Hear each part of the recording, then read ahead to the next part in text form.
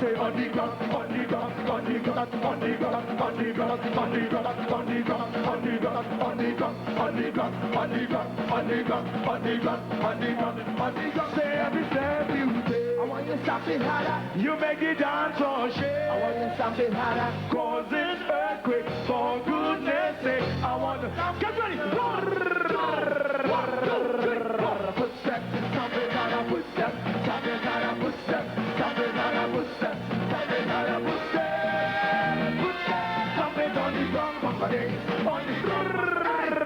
Double deck party, double deck party. Upstairs they're fighting we, upstairs they're fighting we.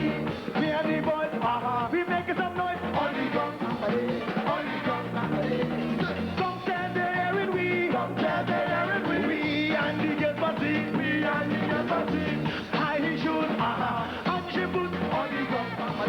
On the ground, footsteps, something harder. Footsteps, something harder. Footsteps, something harder. Footsteps, something harder. Footsteps, footsteps, something on the ground. Put your feet together, put your feet together, feet together, put your feet together. Spread apart, spread them apart. Footsteps, back together, something on the ground. Good evening, viewers, and welcome to Calypso Showcase. And yes, Footsteps tells you it's Wayne Rodriguez, the Road March King of Trinidad and Tobago for 1998, our special guest tonight on Calypso Showcase. Wayne, welcome to Calypso Showcase. It's my pleasure to be here, and it's a pleasure to be here, and the whole Trinidad and Tobago seeing Wayne Rodriguez in person on Calypso Showcase. Well, I want to talk about what has happened in terms of Wayne Rodriguez after Carnival. That could be a very long story, but what happened after Carnival is that what Wayne Rodriguez did, what he was appointed to do, he went and he did it efficiently. That is to represent Trinidad and Tobago to my best ability. And because when the people of Trinidad and Tobago decided they wanted me as the Road March King, I was the representative, so I make sure I go out there and represent Trinidad and Tobago and wave, make sure I fly that flag as high as possible. What are some of the places you've been, and what are some of the gigs that you performed in? I've been all over, like Toronto, Canada, Baltimore, Boston, up the Caribbean, down the Caribbean, don't matter, wherever the beckon I went. And what were some of the places that welcomed you the most, you would say? All the places, I would say I was welcome everywhere I went, everywhere. But up the Caribbean is where I enjoy the most, because it's people like myself and you, so it was easier to fit in that situation. And you know, the tune Footsteps has done it for you in that has been the tune that has carried you, made you see the world, as it were, this year. Tell me about the tune, performing the tune, what it became in terms of, was it a 3-minute or a 5-minute or a 10-minute production that you did? What did you do when you performed outside? Oh, it all depends. Because every time I perform Footstep on the outside, I try to create something new or do something different, because most of the time you find when you perform as an artist, you will find that most artists would do the same thing over and over. I try to avoid that. That's one thing. As an individual or as a solo artist, you have to be able to be creative enough to make sure that each show you do appears to be a new show. So basically, I try to do a different show every time. Were there difficulties in working on your own for the last 6 months? Not really, no. I think it was much easier working on by myself, because it was less stressful, and I wouldn't have to find myself a song check. I wouldn't have to find myself to do extra things, which most of the time you find yourself being very tired when the time comes for you to actually perform. You know, the preparation before the show is always harder than the actual show. In terms of meeting, let's say, new people out there who would say, hey, Wayne, I want you to do this, I would like you to get involved in that. How did you deal with some of these new opportunities that presented itself to you?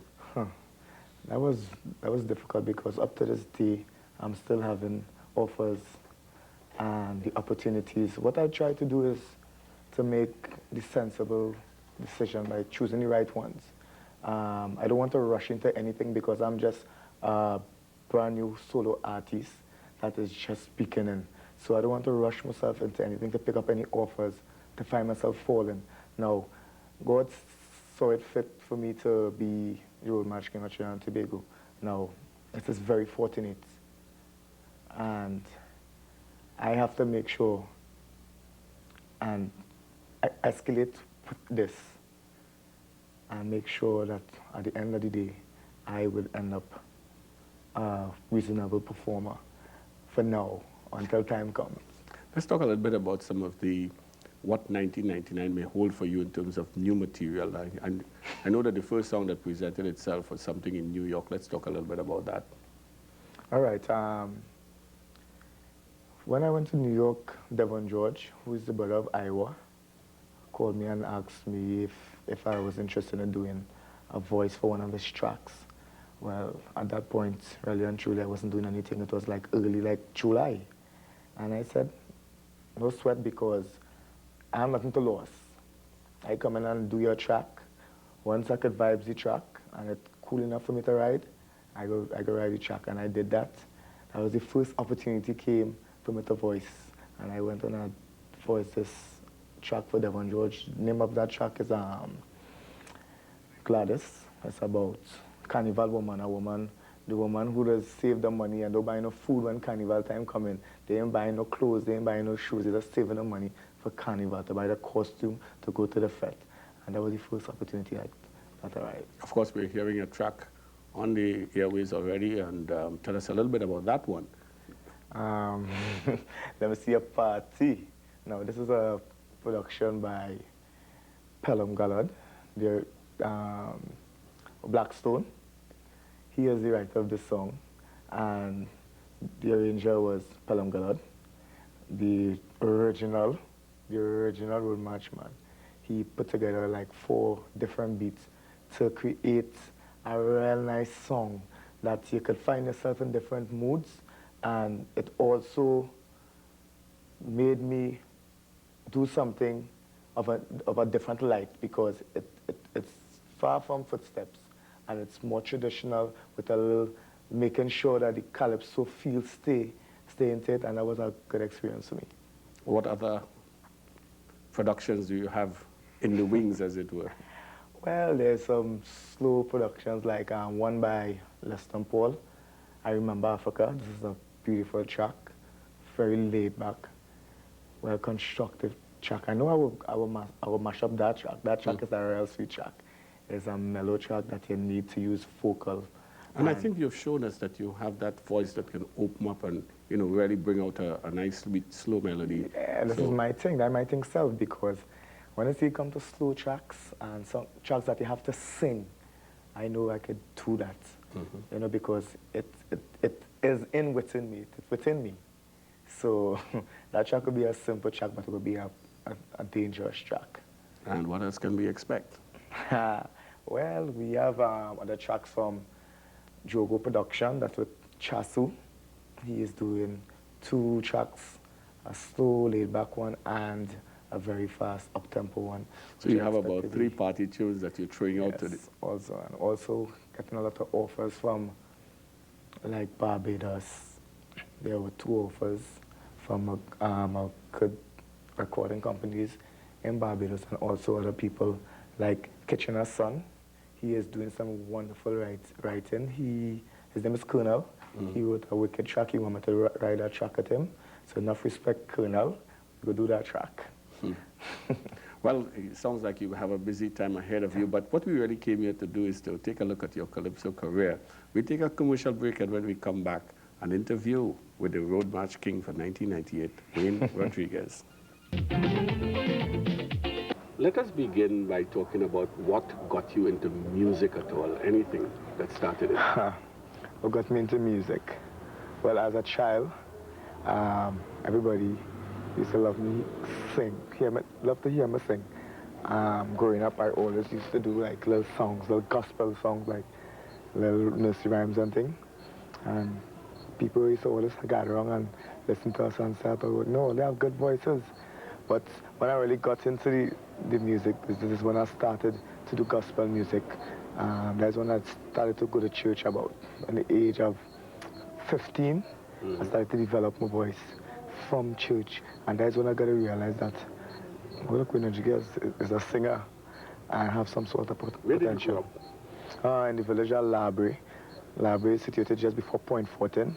You know about the Pitch Lake and Labrie. That is the best thing in Labrie, beside the people. And Labrie is a village populated. Employment, like we say, 90% unemployed, 90%, 10% employed. At what point did you get attracted to Calypso? Calypso really in 1991, you know, because really and truly I was, let me say, didn't have any choice but to go into Calypso, because at that point I didn't really like Calypso music because of the gospel music. But at that period of my life, I needed some form of employment because I was seeing my family unemployed. Nobody in our family was employed, and I was the only person here who was supposed to make a difference. So having a good voice, and the opportunity came for me to sing in a band, and was soca music or calypso, and I just went for it. But when I did go for it, I went on audition with what you call gospel music. But tell me, how did you happen to actually join the band Ecstatic? Well, first, the opportunity came up when this guy, Samuel Jack, he was the keyboard player at the time in the band. He told me there was an audition and there was an opening for a singer. One day we met in Gulf City, and quite frankly, I thought he was only joking. I thought he was only joking because how you gonna watch me, who have no sort of experience, and tell me to come and shout for a band Ecstatic, the band that I emulated. You know, so I didn't take it serious. But after about 2 months or so, he did give me a call, and I went and shouted for this audition. And it worked out to you? Definitely. My first sort of exposure to you, the first time I started to take notice to you as a performer, was at Party Vocalist Finals. I remember the band really had a beautiful repertoire. And you did, I think it was the lead on the Cassandra. Yes. I think at that point, that is when people started to notice there were other singers in the band, or other singers with talent. And Cassandra was a great opportunity for me to use my vocal range, with my vocal ability, and also show a piece of performance, because with Cassandra was this up-tempo rhythm that you need to have some kind of waistline movement, and I had all of that to go. Come on, let's go. When you're coming back, Sandra, when you're coming to give me the boy, sing the thing. When you're coming back, Sandra, when you're where doing? I want to see some show. Don't move. There you go. Show. Put on that flap. Point down. Show. I want you to skin up your face now. Now raise up your leg. Show. Put your hand in the air. She's up with it. Jump up. She's up with it. I said jump up. She's up with it. Yuki. How did you feel working on a stage with Ecstatic, and watching the type of reaction that you all got from the audience in those days? Well, in those days was a billion period there, because about that time Ecstatic started to come on the scene as one of the top contending bands.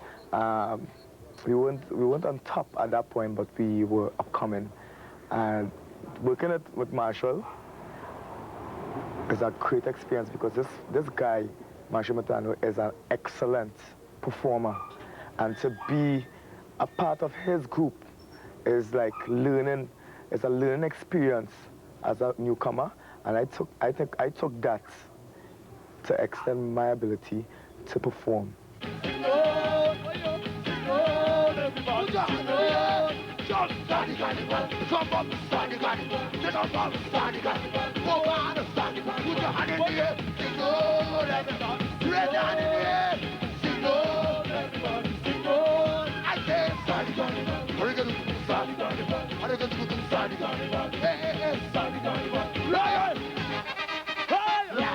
Put the rock in the air.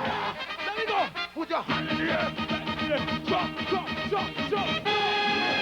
bounce it to the left, bounce it to the left, go again, bounce it to the left, bounce it to the left, to the right, bounce it to the right, bounce it to the right, bounce it to the right, bounce it to the right.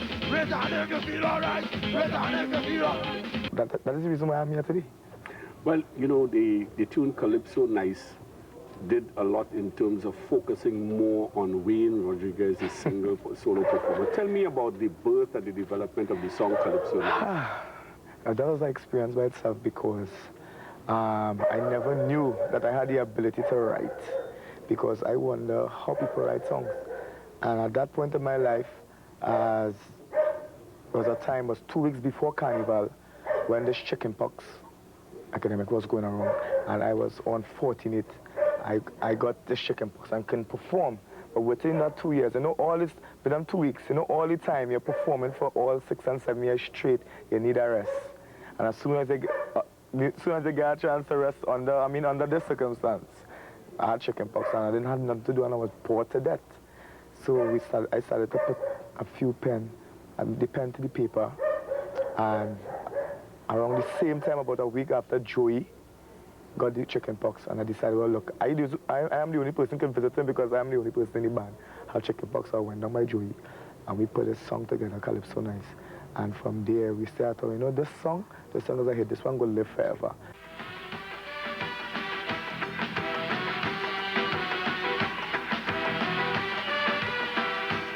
Watch me!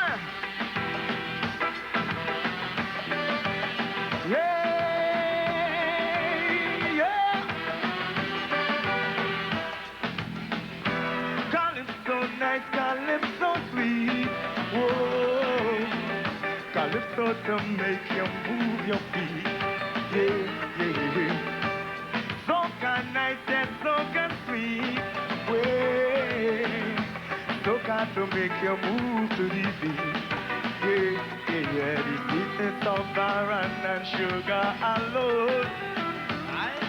The tempo from Super Blue make me lose my clothes. Take it out now, do you like Calypso? Do you like the tempo? Do you like the rhythm? Come and join the fun. Whoa, if you're sick in bed and you want to zen, my music is medicine for your head. So, do you like Calypso? Do you like the tempo? Do you like the rhythm? Come and join the fun. Whoa, yeah. Whoa, yeah.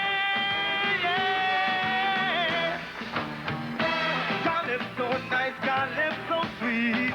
Whoa, Calypso to make you move your feet. Soca nice, yeah, soca sweet. Soca to make you move to the beat. There the sweetness of balance and sugar alone. The tempo from Super Blue make me lose my clothes. Take it off now, do you like Calypso? From Stalin and Coco, do you like the rhythm? Come and join the fun. Whoa, if you're sick in bed and you want to stand, my music is medicine for your head. Do you like Calypso? From Stalin and Coco, do you like the rhythm? Come and join the fun. Whoa, yeah.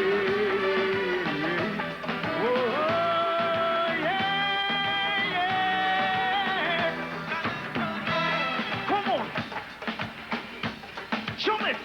Calypso sweet! Jump! Watch me! Watch me! Watch me! Go! Jump!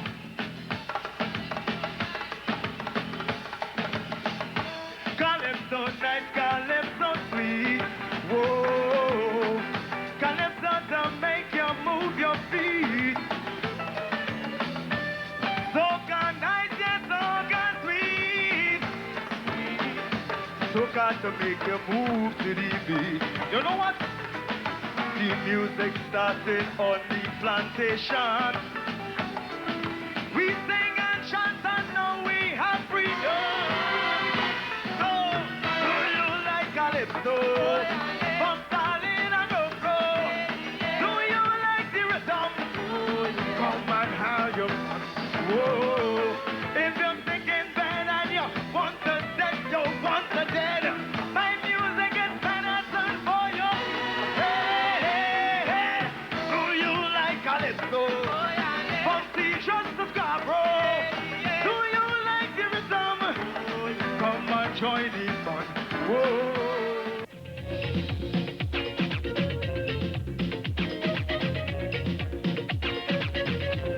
As a result of that, that song took you to your first semi-finals. Definitely. What went through you, having to face an audience of that magnitude? I didn't sleep. I couldn't sleep. The acid in my stomach, the acid level in my stomach was so high that if I even tried to eat a cricks, it's like my stomach was burning. I couldn't sleep. I was rolling and turning for days. And I wondered if I could remember the song, but I wonder if I remember the song on stage. But the experience was great. Now let's talk about the other song you sang with that, because not many people remember the other song. What was your second selection?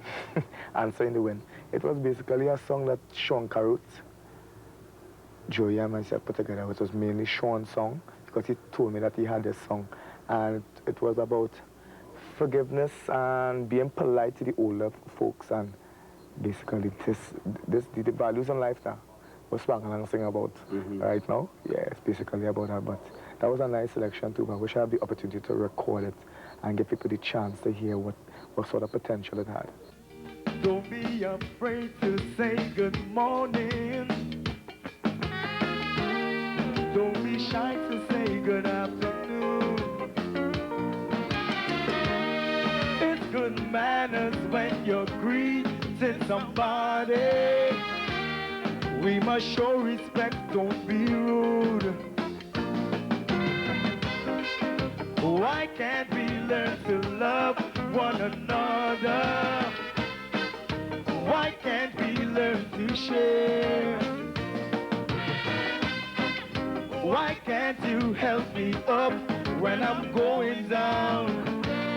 This is no place to belong. And I said, why it is you can't hold your brother hand? Why we can't come up with a solution? Lord, I'm asking why when I open up there is no reply. Lord, I'm asking why must lie and you know you can't deny. Cause the answer, my friend, is all in the wind. The answer is all in the wind. Sing it again and again. The answer, my friend, the answer is all in the wind. Don't envy me for what I've got, cause I've been working hard. Jealousy only cripples your mind. Don't laugh with me and say that it's okay. And when I walk, it's pull from behind. Whoa, whoa. Why can't we learn to love one another? Why can't we learn to share? Now, as you mentioned, recording, you would have had to record Calypso Nice. What was the studio experience like? That experience was a good experience because most of that track was the dummy vocals.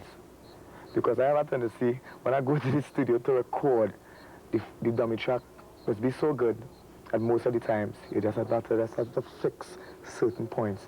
And Calypso Nice was it just flew. And whatever came out my mouth at that point, we kept it. So it's really an experience by itself. It's kind of hard to explain. Now, Ecstatic toured the world. Tell me about some of the experiences outside of Trinidad and Tobago, what it meant for you. Well, thank God for Ecstatic. I started to travel. One of the things that I never thought I would be able to do, being a very poor person.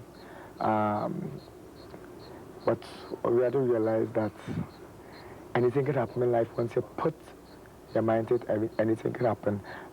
Traveling with Ecstatic on the outside was a great experience because, number one, the first time I traveled with Ecstatic was in Germany.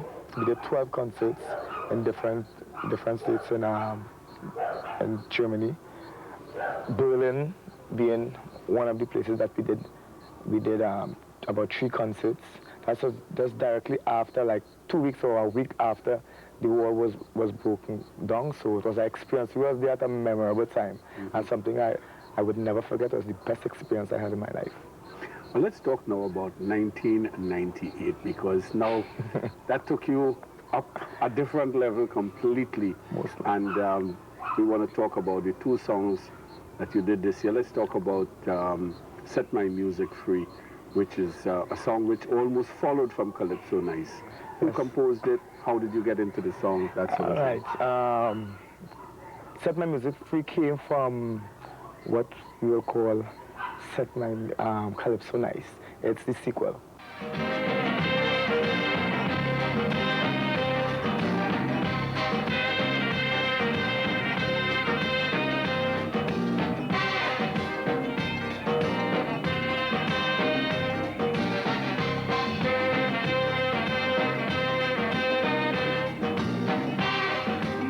Music is in bondage,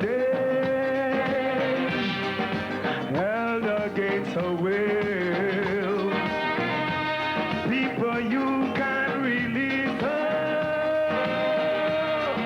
or sentence her to be killed. But when you turn on your radio and you hear sweet Calypso, don't change your radio station higher.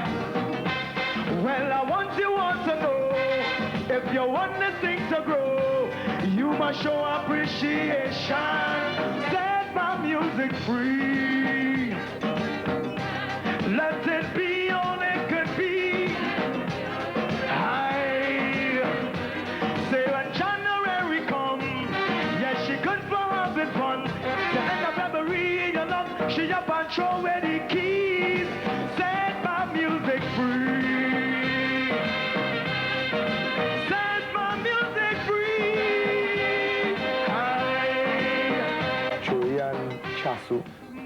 They got the idea from Calypso Nice, and they called me over and said, Wayne, we have a good song. Come on here. And I went over, and they played it for me. And when I heard the lyric content, I was so kind of happy. But we did that song like about in June, and we just in the middle of the year. Yeah, middle of the year, and we just put it down there. And who only Lord alone knows that at that point the song would have carried me straight down to the final. January come, yes, she good for having fun. But in February, you know, she up and show me the keys. Say, set my music free. Set my music free. Set my music free. Set my music free. My music has done no wrong. Yeah, they keep her down, suffering from discrimination. Our homeless citizen. All she wants is we support. Pack a suitcase and passport. Send her on a work tour. Cultural ambassador. Yes, the world go have some more. They go country, they go for sure. Set my music free. Set my music free. Set my music free. Let it be all it could be. Set my music free. When January come, yes, she good for having fun. Second of February, you know, she up and show where the keys. Set my music free. Set my music free. Set my music free. Set my music free. Set my music free. When you have a song like that, how do you make the song your song? I think you have to live the song, you know. First you have to live the song. Once you live the song, you make it yours. because Set My Music Free tells you about the calypso music. That most of the time you find Carnival season, everybody want to jump up and wheel up to the soca and the calypso. But as soon as Carnival done, everybody want to run back to the reggae, the hip hop, and everything else, and wait until the next year to come and take she up again and go and wine in the tree again. But when you want that, we say Set My Music. That was a novel way of putting it across. Yes. Who came up with the idea for the presentation of the song now? Boy. That is a group, Friends Creative Theatre. This is a group that I worked for a couple of years before I got into any kind of singing. This is a Brazilian group or theatre group they're like family. So whatever project that I have, I always go and ask them, and they created this excellent presentation that Like you being held back and tied, trying to break free. Trying to break free. It was excellent. So what is important too, most of the time now where to find myself putting the art form and theatre together to perform, to create something magnificent. So when the world see it, they ain't just seeing now hearing calypso music, they're seeing a performance, they're seeing the calypso being lived. And that is what I'm trying to do, and that is what I will try to continue doing. Now, Set my music free, children, set my music free. Set my music free. Oh, my, set my music free. I tell ya.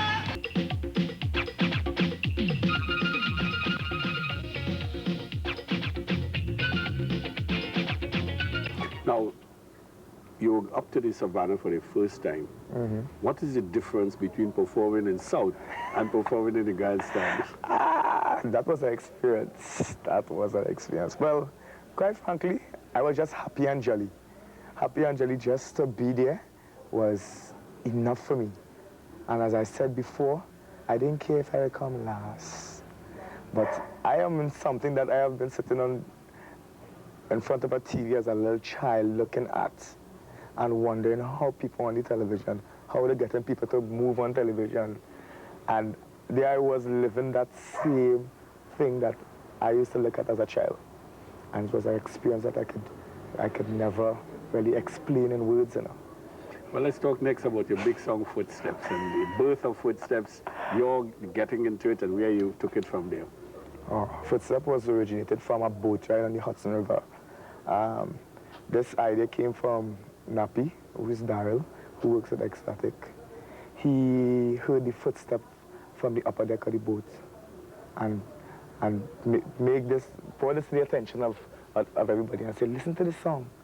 And I hear the stamping on the floor and saying, there is a song. Stay on the ground, on the ground, stay on the ground, on the ground, on the ground, on the ground, on the ground, on the ground, on the ground, on the ground, on the ground, on the ground, on the ground, on the ground, on the ground.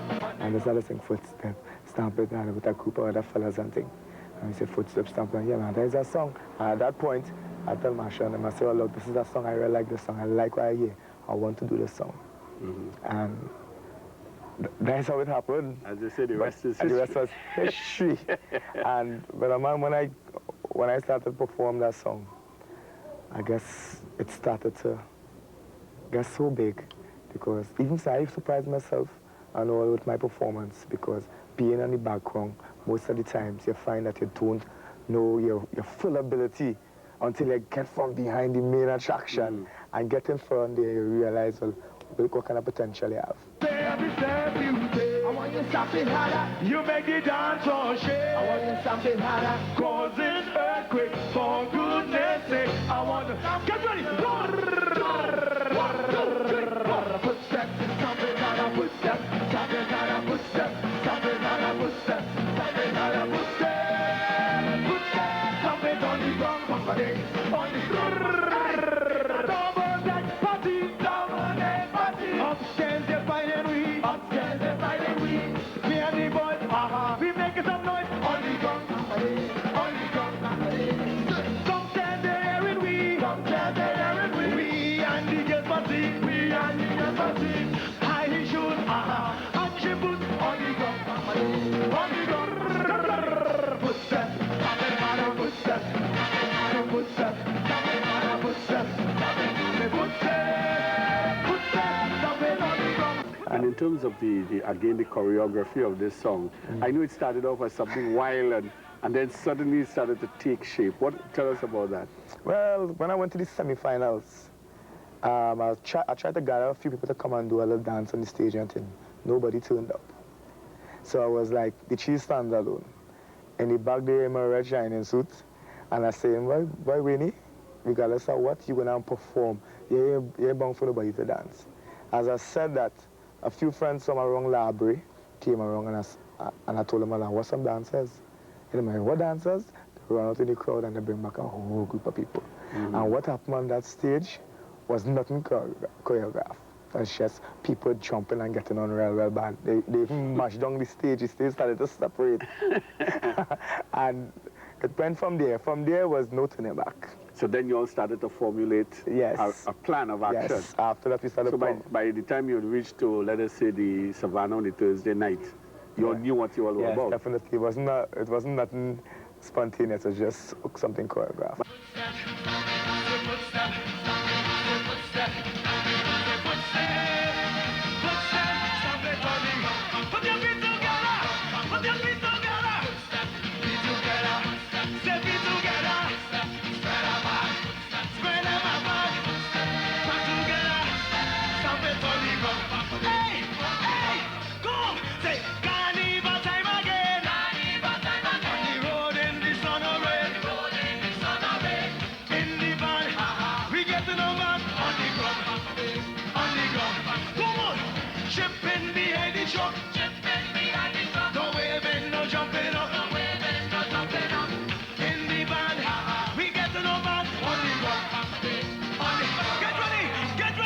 But I still think that the greatest performance was Soca Monarch, and I want you to take me through everything that you all plan to do on that Soca, from the skating board right up.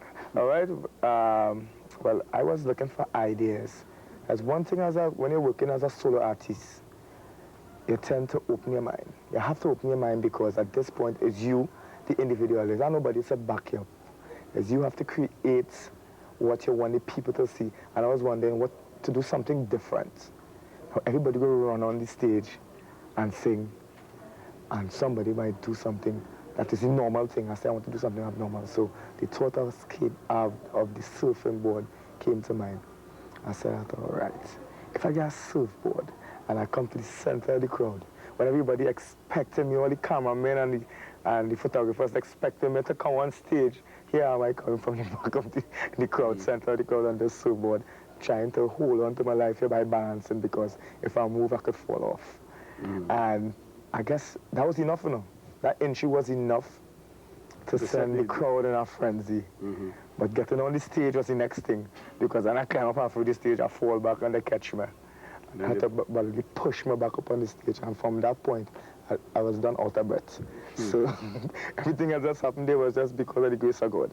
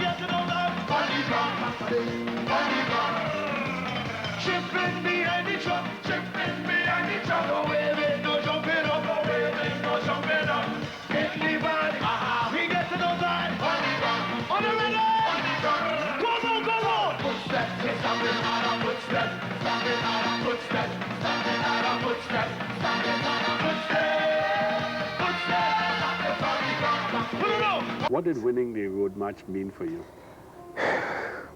Honest words? Yes, honest. It was a surprise. It was a surprise. At a point that I wasn't really interested in winning road match for personal reasons, because I felt it wasn't a song that was being focused on, and it felt a little unfair to me as a person who at that point had a very popular song, and a popular song to the point that everybody, even the kids love it. but there was no focus on it. And I think at that point I was a little disappointed. Even on Carnival Monday and Tuesday, things even worsened. And I realized at that point, it didn't make no sense because my song was never played on the stage or on any judging point. And in the band that you were working in the band what I was working at no judging point. And that was a surprise to me because normally everybody else played the song, and that was very... So you didn't have a clue that the song was doing well? Didn't have a clue. But we didn't play like once over the stage, and that was a heartbreaking experience to me. So really and truly, winning the road march wasn't all that happy for me. I wasn't really happy about the whole scene. But then it wasn't my choice. It's the only thing that the people of Trinidad and Tobago judge, right? We don't have judges on the table marking. The people in Trinidad and Tobago decide what is road march, and I guess at that point I had no choice but to go forward with it. Why did you leave ecstatic? Ecstatic. Because at that point, from saying what I just said, I felt that at this point I had nowhere else to go. So if you reach this far and you're not getting the exposure, it will make no sense to stay in here. It's time for you to leave and move on, because there would be a main focus, and the main focus would be this great performer who is Marshall McGann. I give him his props and I respect him. But at that point, there's only fear that I move on to progress or try to progress with my solo career. So let's talk a little bit about what your plans are for the future. Well, definitely to produce some good music, some good music. I more like to concentrate on the more laid-back music that sends over a message, not only to the young but for the old, and to kind of, let's say, preserve the culture.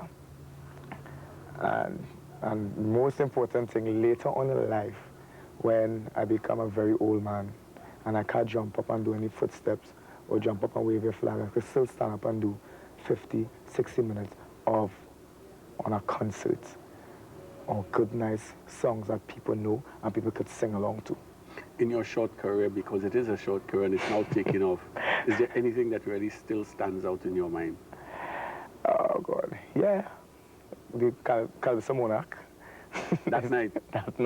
That night I would never forget.